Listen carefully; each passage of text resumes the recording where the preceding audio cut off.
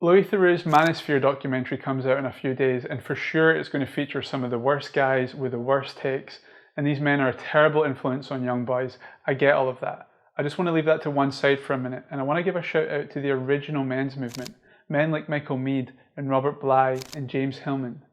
These were guys who were using poetry and mythology and ritual and drumming and taking men out into the forest to reconnect with their soul. These mythopoetic men's gatherings were soulful and raw and rough and alive, and I know from reading Hillman that they were one of the most meaningful things he ever did. And I could be wrong, but I don't think we're going to hear about any of this in the Theroux documentary. And why is that?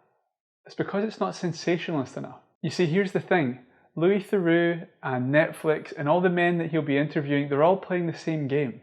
And it's the game of numbers, of views, of clicks, and ultimately of money. Because you know what isn't sensationalist and doesn't drive views and doesn't make money? Actual men's work. It's difficult and it's messy and it can be done for free. I want to tell you a story from one of these men's gatherings that I absolutely love, and it highlights the stark difference between the manosphere of old and the manosphere of today.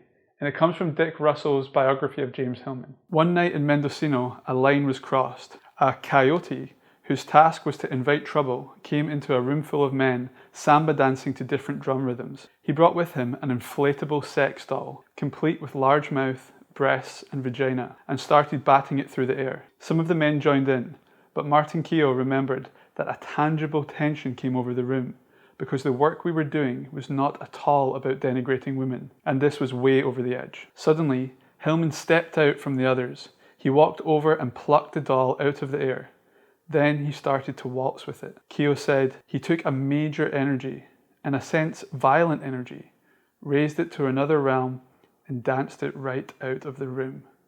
The doll was never seen again. But what's so cool about this story is that Hillman doesn't lose his cool or berate the guys for thinking that the sex doll is funny. He just walks up, grabs it and starts dancing with it. And this is like poetry or jazz because he diffuses the situation.